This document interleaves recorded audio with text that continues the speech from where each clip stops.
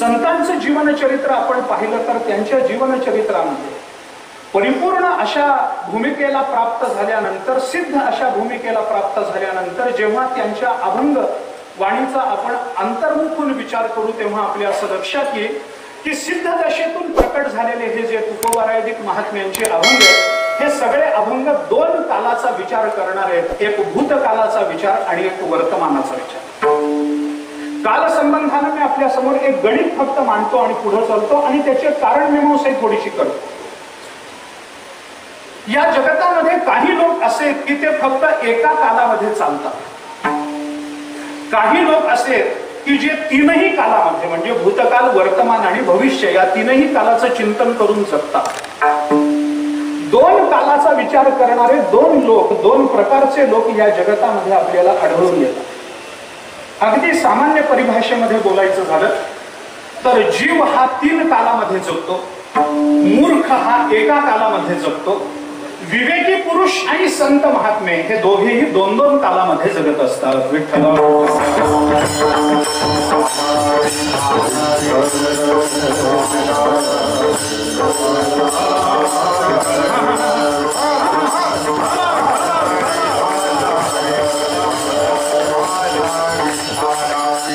याच्यातला विस्तार पुष्कळ होईल। एका कालामध्ये जगणारा मूर्ख आहे असं बोलण्याचं जे मी धाडस करतो त्याला कारण आहे थोडस। केवळ आपल्या जीवनातल्या प्राप्त कालामध्ये किंवा भोगून आलेल्या कालामध्ये किंवा संकल्पित कालामध्ये जो मनुष्य विचार करतो तो जर त्या कालाचा वर्तमानाशी संबंध ठेवत नसेल तर त्याचा विचार हा व्यर्थ ठरतो। आपण विचार करून पहा, एखादा मनुष्य केवळ भूतकालात जगतो, एखादा केवळ वर्तमानात कालामध्ये जगतो आणि एखादा केवळ भविष्य कालामध्ये जगत असेल तर हे तिघेच्या तिघे आपल्या जीवनाचं कल्याण नाही करू शकत। महाभारतामध्ये वर्तमानामध्ये जगावं या अर्थाचा विचार आला नाही असं नाही, पण वर्तमानाचा विचार करताना त्याचा भावसंबंध, त्याचा अनुबंध हा जर भूत अथवा भविष्याशी जोडला गेला नसेल तर तो वर्तमानातला विचार हा सुद्धा केवळ व्यर्थ ठरतो, ज्याच्यामुळे मनुष्य हा मनुष्यत्व हरवून केवळ जनावराच्या रूपाला प्राप्त होतो। मी थोडी भूमिका विशद करतो। काही लोक असे आहेत की ते फक्त भूतकालात जगतात, त्यांना फक्त जुनं आठवत राहतं, मागे घडलेला किंवा गेलेला आनंदाचा अथवा दुःखाचा काळ हे ते आठवत बसतात, त्याचा वर्तमानाशी काय अनुबंध आहे याचं चिंतन करायला दुर्दैवाने ते लोक तयार होतात। फक्त जुनं आठवायचं, फक्त जुनं आठवायचं, मागे असं होतं, मागे तसं होतं। काही काही लोकांना आता वयोवृद्ध मंडळींना, मी नावं ठेवत नाही, परंतु वयोवृद्ध मंडळींना आता ही सवय लागलेली की काही घडलेलं दिसलं की ते म्हणतात आमच्या काळात असं नव्हतं। ही एक सवय आहे, म्हणजे त्याच्यात त्यांचा दोष नाहीये, पण त्यांना जुनं आठवत राहतं आणि त्या काळामध्ये ते रममाण होत राहतं। फक्त जुनं, फक्त जुनं। परंतु भूतकाळ हा असा विचित्र काळ आहे। आपण जर काळाच्या आणि तत्वज्ञानाच्या दोन्ही भूमिकेवर याची मीमांसा केली तर आपल्याला हे लक्षात येईल की भूतकाळ हा असा विचित्र काळ आहे की तो चांगला जावो अथवा वाईट जावो तो वर्तमानात कधीही समाधान देत नाही।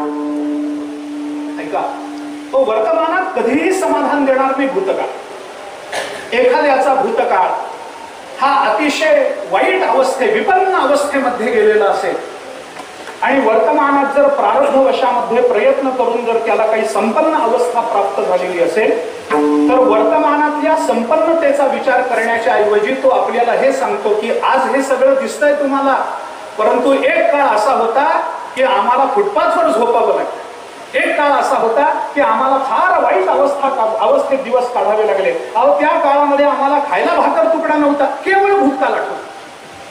आणि ज्यांचा भूतकाळ हा संपन्न अवस्थेमध्ये गेला आणि दुर्दैवाने वर्तमानामध्ये जर दारिद्र्य अवस्था आली असेल तर तोही मनुष्य सांगतो महाराज आज असा दिवस आहे, पण एक काळ असा होता आमच्या घरातून सोन्याचा धूर निघत। म्हणजे जुनं चांगलं आठवलं तरी ते वर्तमानात त्रास देतं आणि जुनं वाईट आठवलं तरी ते वर्तमानात त्रास देतं। जुना काळ फार वाईट गेला पण वर्तमानात आनंद आहे ना, तो भोगायचा नाही, ते आठवायचं पुन्हा दुःख प्राप्त करून घ्यायचं। वर्तमान चांगलं वाईट आहे ना, जुना काळ चांगला होता ना, पण आता आम्हाला तसा काळ नाही याचं दुःख करत बसतो। भूतकाळ कधी समाधान देत आणि मूर्ख मनुष्य हा दुर्दैवाने फक्त भूतकाळाचं चिंतन करत बसेल तर त्याच्या जीवनामध्ये दुःखाशिवाय दुसरं काही प्राप्त होणार नाही। एक काही लोक फक्त वर्तमानाचं चिंतन भविष्याचं चिंतन करत बसता. उद्याचं कुणी दाखवलंय तुम्हाला? आणि ही फार मोठी सोय आहे सध्याच्या काळात. दुर्दैवाने सकाळी आज विषय झालाय. मी सकाळच्या कीर्तनामध्ये होतो, मी रामायणाच्या चिंतनाला बसलो होतो, प्रवचनालाही मी होतो. मला हा विषय पुन्हा पुन्हा दादाने हा विषय मांडलाय. काही गोष्टी बुद्धीच्या भूमिकेतून आणि काही गोष्टी भावनेच्या भूमिकेतून. तर अलीकडच्या काळामध्ये हे बुद्धिवादाचा जो प्रसार झाला ना, या बुद्धिवादामध्ये फक्त वर्तमानालाच महत्व आहे. हे लोक त्याचं चिंतन कधी भविष्याचं करत नाही. वर्तमान काय आहे याचा विचार भविष्यासाठी करावा लागतो. वर्तमान काय आहे याचा विचार भूतकालीन चुका होऊ नयेत याच्याकरता करावा लागतो. याच्याशी काही घेणं देणं नाही. फक्त आज एवढंच बघा, बुद्धिवादाचा नवीन विचार. मी काय सांगतो हे कदाचित नवीन मंडळींना जास्त कळेल, पटकन कळेल. आता हे बुद्धिवादाचं स्वरूप काय आहे याच्यावर वेळ वाया घालवायची माझी इच्छा नाही. आणि बुद्धिवाद्यांवर कीर्तन करावं इतके अजून ते मोठे झाले नाही. त्यामुळे मी फारसा वेळ, पण मी माझ्या दृष्टीने महाराज मी बुद्धिवादाची व्याख्या करून ठेवली. बुद्धिवादी पूर्वीचा काळ होता, स्वातंत्र्यवीर सावरकर वगैरे बुद्धिवाद मांडणारीच मंडळी. आपण इतिहास जर पाहिला, मला त्या काळाबद्दलही बोलायचं नाही, त्या विचारवंतांबद्दलही बोलायचं नाही. पण सध्याच्या काळामध्ये मी बुद्धिवादाची व्याख्या करून ठेवली. बुद्धिवादी कोण आहे? माझ्या दृष्टीनं ज्याच्या बुद्धीबद्दल वाद आहेत तो बुद्धिवादी. सध्याची अवस्था अशी. त्यांना धर्म नको, त्यांना देव नको, त्यांना संत नको, संत वाङ्मय नको, संत वाङ्मयाची मीमांसा नको, तत्संबंधाने निर्माण होणारी श्रद्धा नको, त्यांना नामावरचा विश्वास नको. त्यांना काय आहे तर फक्त वर्तमान. आज मिळालेलं भोगा. चारवा खऱ्या अर्थाने बुद्धिवादी होता. यावत जीवेत सुखम जीवेत ऋणम कृत्वा घृतम पिबेत भस्मीभूतस्य देहस्य पुनरागमनम होता. भविष्य कुणी सांगितले तुमचं? अरे मागचं विसरून जा. यावत जीवेत सुखम जीवेत ऋणम कृत्वा घृतम. तरी हा चारवाक बरा, कारण जुना होता. नवीन जर चारवाक असता तर यावत जीवेत सुखम जीवेत ऋणम कृत्वा सुराम पिबेत. परंतु आपलं भाग्य चांगलं, निदान तब्येतीला चांगलं असणारा घृतम तरी तो म्हणतोय. आपलं भाग्य. आणि सुदैवानं अजून सर्वदर्शन संग्रहातला हा श्लोक प्रक्षिप्त म्हणणारा विचारवंत जन्माला नाही. विठ्ठला विठ्ठला.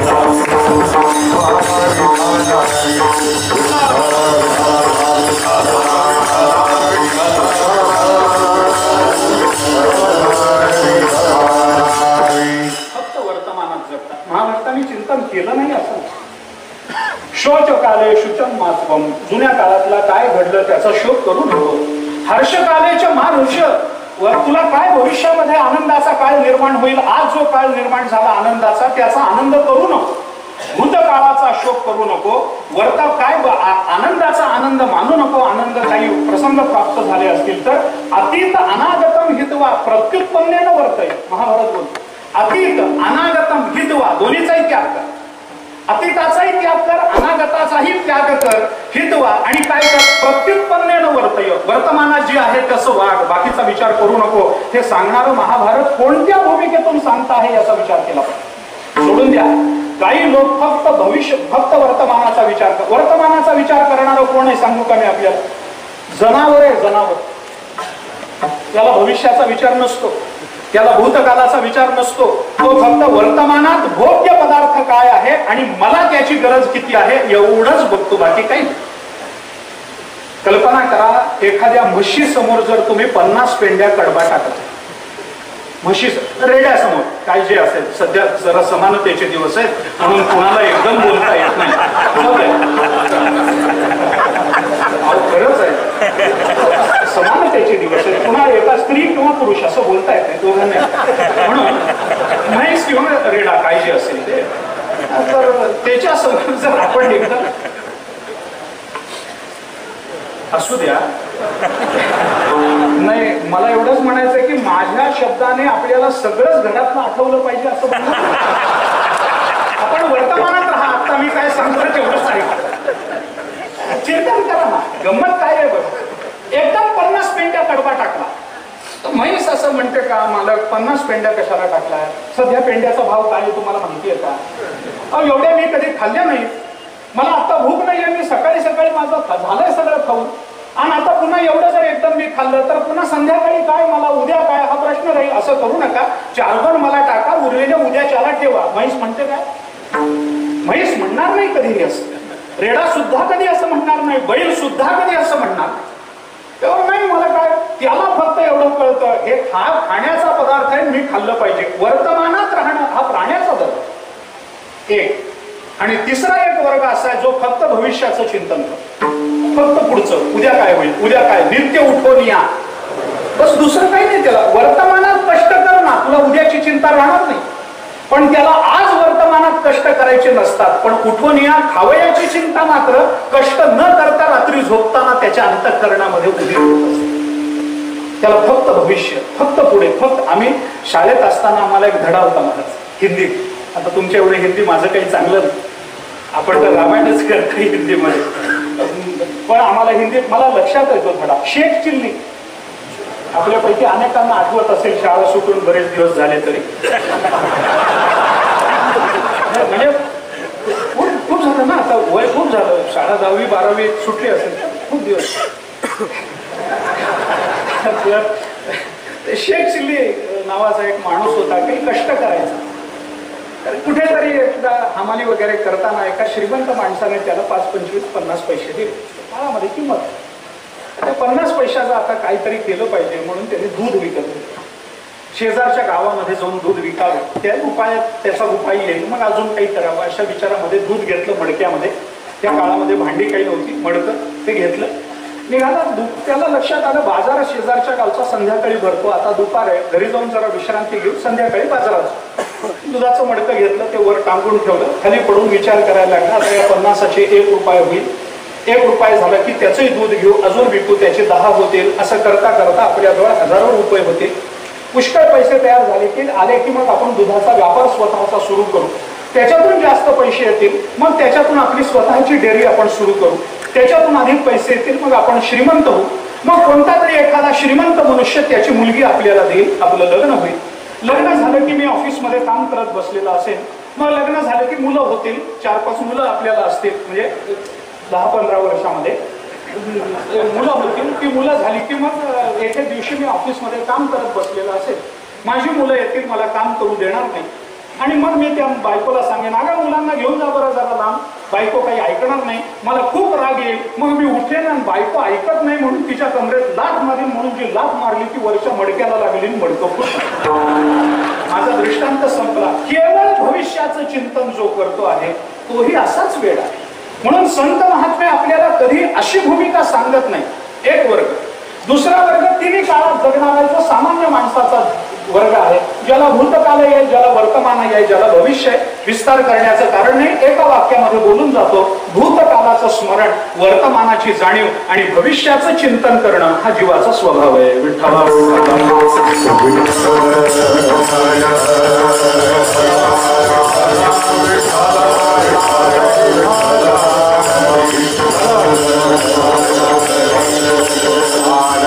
तिसरा वर्ग आहे तो 2 कालामध्ये जगणार आहे, जो विवेकी पुरुषाचा, ज्याला भूतकाल आहे, ज्याला वर्तमान काल आहे आणि ज्याला भविष्य आहे. तो भूतकालाचा विचार करत नाही. विवेकी पुरुष विचार करतो, झालं मागचं आयुष्य आमचं चांगलं गेलं नाही, वाईट गेलं, झालं ठीक आहे ना, परंतु माझं आयुष्य वाईट गेलं याचं चिंतन मी आजही करत बसेल तर आजही मला काही करता येणार. जाऊ द्या, झालं गेलं, विसरून जावं. त्या सगळ्या केलेल्या दुर्घटनांची, घडलेल्या दुर्घटनांचं स्मरण करत बसण्यात तात्पर्य नाही. अजूनही आपल्या सुधारणेला वाव. कारण जुनं विसरून जाऊ आपण आणि जुन्याचा त्याग करून इथून तरी का होईना आपण नव्यानं आपण आपल्या जीवनाला प्रारंभ करू. आता जुन्या चुका करायच्या नाही, आता काही करायचं नाही. जुनं जे जे आपण केलं ज्याच्याने आपल्याला त्रास झाला त्या सर्वाचा त्याग करायचा आणि आजपासून इथून आत्तापासून नामचिंतनाचा आधार घेऊन आपलं जीवन घडवायचं आणि आपलं जीवन संपन्न करायचं. आज नाम घ्यायचं आणि उद्या संपन्नता जीवनाची प्राप्त करून घ्यायची. या वर्तमान आणि भविष्य कालामध्ये विवेकी पुरुष जगत असतो. तो भूतकालाचं चिंतन करत नाही. जाऊ द्या, झाला भूतकाळ, गेली 60 वर्ष अशी नामजप केला नाही, काही केलं नाही, काही केलं नाही. ऐकले गायले गीत,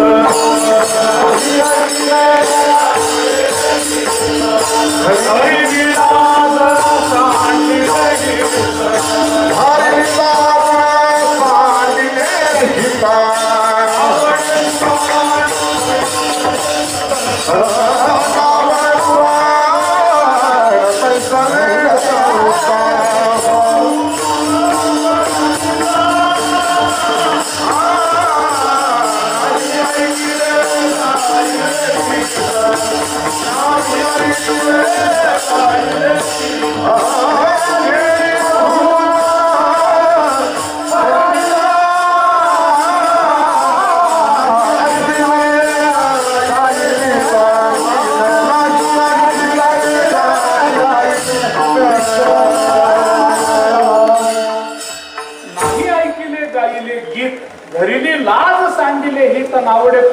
विसरले संत केली बहुच परनिंदा.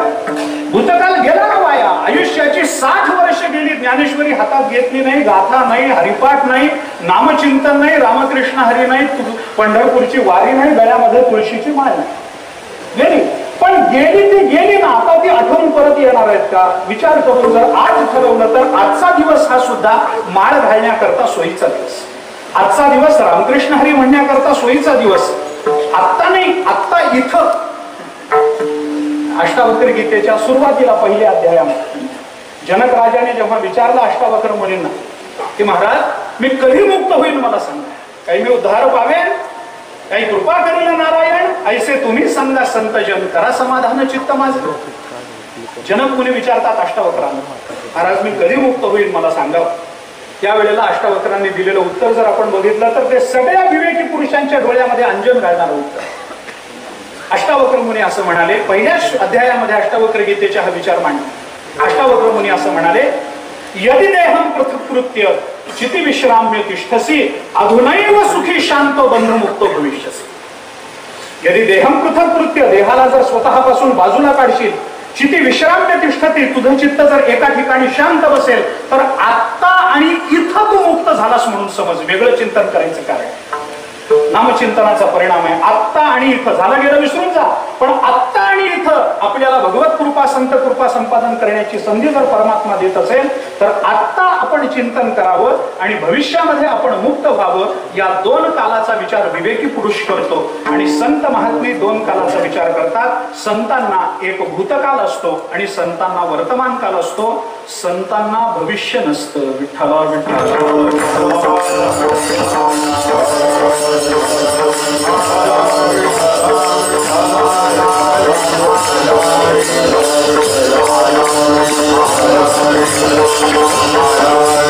दोन कालाचं चिंतन करतात, एका कालात अडकत नाही. पंचतंत्रामध्ये विषय अनागत विधाताच प्रत्युत्पन्नमतिस्तथा वावे ते सुख मेधे ते दीर्घसूत्री विनश्यती. दीर्घसूत्री विनश्यती असा परिणाम होतो. जो दीर्घसूत्री आहे, जो नेहमी नुसतं चिंतन करत बसतो, विनश्यती त्याचा नाश होतो. अनागत विधाता आणि प्रत्युत्पन्नमती हे दोघे जण सुटतात. दोघांना सुख प्राप्त होतं. त्याच्या मागे पंचतंत्रातली कथा सांगून मी आपला वेळ घेत नाही. संत महात्मे दोन काळामध्ये जगतात. संतांना एक भूतकाल असतो आणि संतांना वर्तमान काल असतो. संतांना भविष्य नसतं असं मी म्हणालो. याचं कारणही मी आपल्याला सांगतो की वर्तमानात प्राप्त झालेली, संतांना प्राप्त झालेली, त्यांच्या साधनेने प्राप्त झालेली अवस्था इतकी परिपूर्ण आणि व्यापक असते की त्याच्यामध्ये परिवर्तन घडण्याची शक्यता नसते. विठ्ठला विठ्ठला.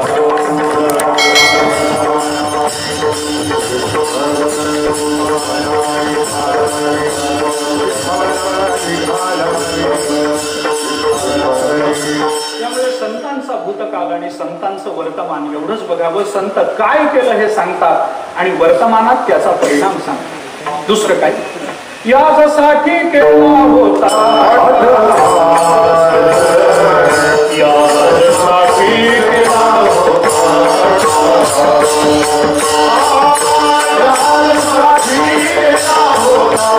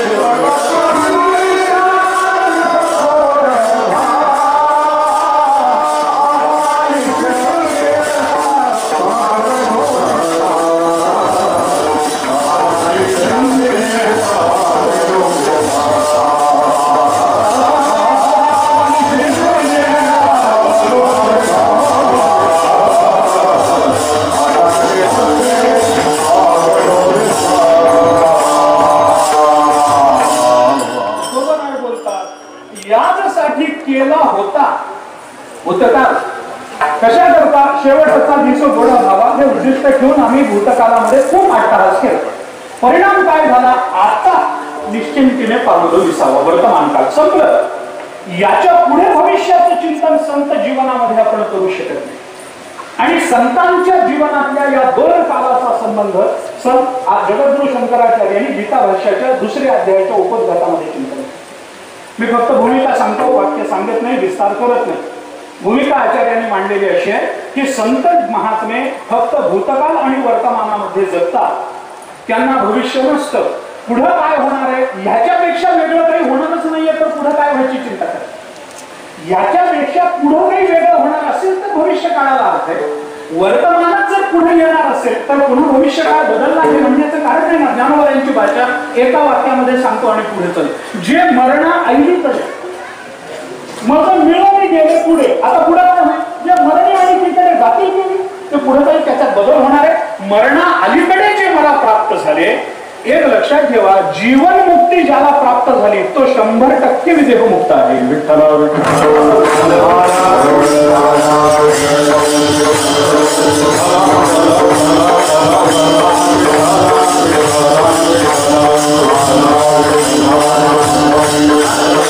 भविष्य दृष्टीनं वर्तमानात प्राप्त झालेल्या अवस्थेचे हेतू कदाचित वेगळे सांगता येईल.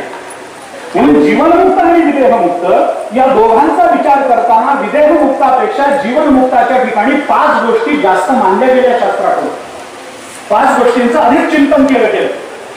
काय काय तो करतो? काय ज्ञान रक्षा, तप, विसंवादा भाव, दुःख निवृत्ती, सुखाविर्भाव या 5 गोष्टी विदेहमुक्तापेक्षा जीवनमुक्ताकडे अधिक त्यानं मानल्या गेल्या. विस्तार करण्याचं कारण नाही. परंतु अशा पद पण हे भविष्य नाही ना. ज्ञान रक्षा हे जीवनमुक्ताचं भविष्य नाहीये. तप हे जीवनमुक्ताचं भविष्य नाहीये, ते त्याचा भूतकाल आहे. त्यांनी केलेल्या तपाचा आजचा परिणाम. स्वरूपाची या प्रसारा लागी प्राणेंद्रिय शरीर आटणी करणे जे विराट ते चित्त. या तपाचं चिंतन स्वरूपाची या प्रसारा लागी प्राणेंद्रिय शरीर आटणी करणे त्यांनी मागे केली आहे. म्हणून वर्तमानात त्याला ही अवस्था प्राप्त होती. त्याला भविष्य नाहीये, लक्षात घ्या. म्हणून संत महात्म्यांना भविष्य नसतं, फक्त भूतकाल आणि वर्तमानात ते जगतात. आणि याचं महत्वाचं कारण आचार्यांनी त्याची संगती लावून दिली आहे. तोही विचार अत्यंत महत्वाचा आहे. याच्याशिवाय तुकोबाराय निरंजनी आम्ही हे म्हणणार नाहीत, म्हणून फक्त मला ही संगती तिथपर्यंत आणून सोडायचं. याचं कारण असं, आचार्याने असं म्हटलंय दुसऱ्या अध्यायामध्ये, संतांचा भूतकाल हे साधकाचं वर्तमान असतं आणि संतांचं वर्तमान हे साधकाचं भविष्य असतं.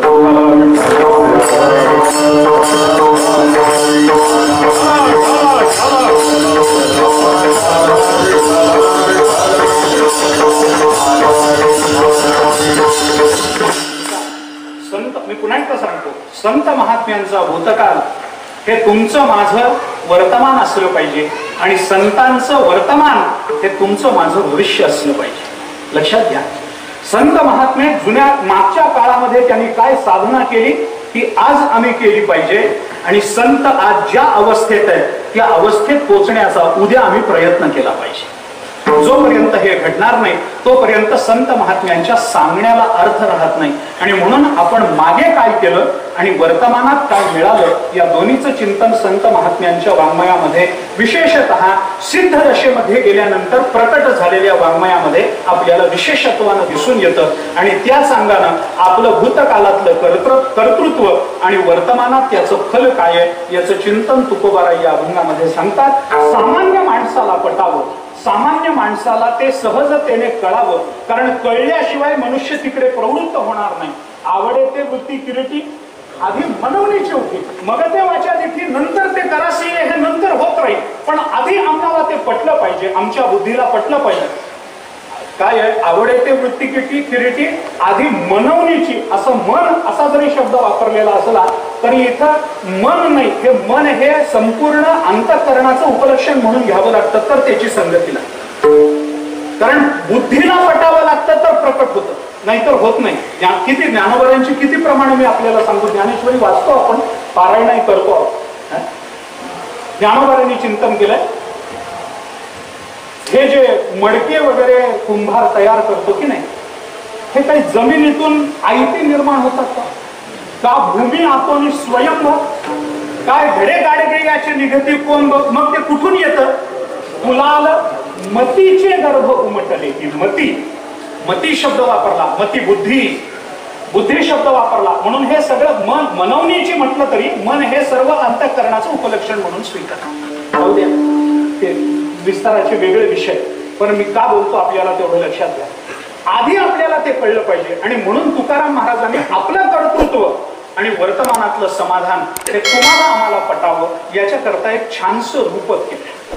हा अभंग रूपक अलंकाराचं उदाहरण म्हणून आपल्याला देता येईल. कशाचं रूपक आहे? एक घराचं रूपक तुकोबाराय करतात आणि तुकोबाराय सांगतात आमच्या मागच्या कर्तृत्वामध्ये आम्ही काय गाजवलं असेल तर आम्ही निरंजन स्थानामध्ये जाऊन घर बांधलं. अभंगाच्या पहिल्या